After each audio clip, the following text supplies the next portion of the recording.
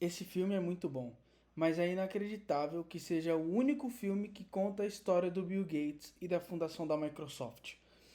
Eu acho que o Bill Gates ele deveria ter um filme só dele, como o Steve Jobs tem lançado em 2013. É um bom filme também. Inclusive o filme Piratas do Vale do Silício. Ele complementa muito bem o filme do Steve Jobs, porque aqui mostra coisas que lá no outro ficam de fora, tem coisas que lá do outro que tem aqui, então é um bom complemento para a história do Steve Jobs. É, Ele mostra os mesmos acontecimentos de formas diferentes. Lá ficou de fora, né, que o Steve Jobs gostava de utilizar drogas, LSDs, sobre a filha dele também. E, inclusive, uma coisa interessante sobre o Steve Jobs ele era hippie, né? Ele tinha esse estilo, ele usava aquelas roupas coloridas e tal. E depois que ele fundou a Apple, ele mudou, começando pela barba, né? Isso mostra no filme.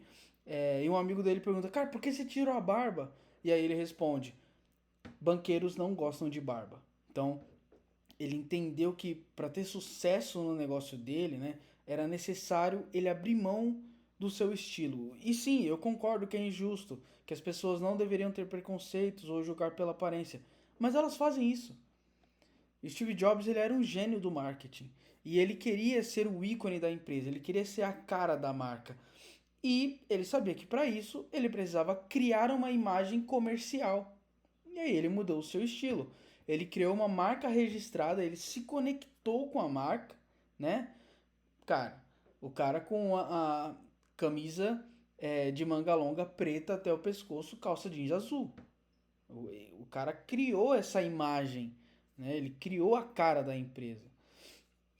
E ele fez uma escolha, né? Porque ele poderia ter sido revolucionário, que não quer abrir mão do seu estilo, e porque isso é injusto e a gente sabe que é injusto mesmo. Ele poderia ter feito essa escolha e aí ele não conseguiria investidores para o seu negócio.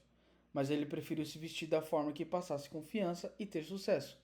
Infelizmente, é necessário. E, enfim, uma outra contribuição importante do Steve Jobs para a computação, que ficou de fora dos dois filmes, né? Mas aí também foi anos depois da fundação da Apple, né? É que os programadores, né, tinham o costume de, antes de criar um sistema, um aplicativo, o que fosse, a primeira coisa que faziam era escolher qual banco de dados usar, qual linguagem de programação usar. E o Steve Jobs ele chega e fala: opa, não, não, não. Comece o seu sistema pensando na interface, antes de qualquer tecnologia. Se preocupe primeiro com a experiência do usuário. E essa foi uma baita contribuição para o que a gente chama hoje de UI UX, User Interface, User Experience, né? Interface de usuário, experiência de usuário. E outra coisa interessante sobre o Steve Jobs é que ele era bem próximo da área de humanas. Ele disse uma vez o quão importantes são as ciências humanas e sociais para a criação de grandes produtos. Abre aspas. A tecnologia por si só não é suficiente. É a tecnologia casada com as artes liberais e ciências humanas que nos, que nos produz o resultado que faz o nosso coração cantar. O Macintosh foi o primeiro computador a oferecer aos usuários uma seleção de belas tipografias. O Steve Jobs ele aprendeu a apreciar isso fazendo um curso de caligrafia no Reed College. Então, eu tenho um artigo, tá? Eu vou deixar aqui na descrição que fala mais sobre isso, sobre a união de ciências humanas e tecnologia, tá?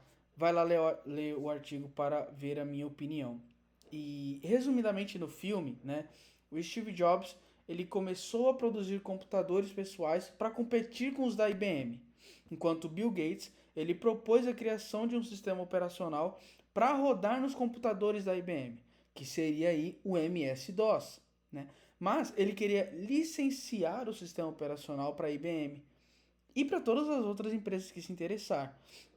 E o Bill Gates ele foi revolucionário aqui, porque até então computadores e programas, né, hardware e software eram vistos como um só.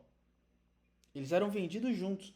E o Bill Gates, ele quis vender o programa para os fabricantes de computador. Ele viu o software como um produto. Ele vendeu o software. Isso foi revolucionário.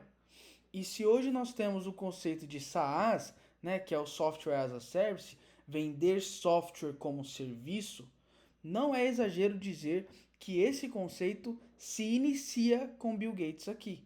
Tá? Tanto que até hoje, se você for comprar um notebook da Dell, por exemplo, o mesmo notebook com Windows é mais caro do que com Linux, porque o Linux é gratuito. Né? Comprando um notebook com Linux, você só está pagando pelo notebook. Por isso ele é mais barato. Inclusive eu tenho aqui no canal contando a história do Linux, a história da criação do Linux, tá? Eu vou deixar aqui para vocês irem lá ver depois desse vídeo, né? E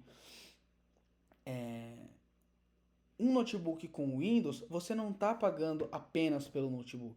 Você está pagando pela licença do Windows, você está pagando pela licença do pacote Office, você está pagando por todos os outros programas que são pagos do Windows.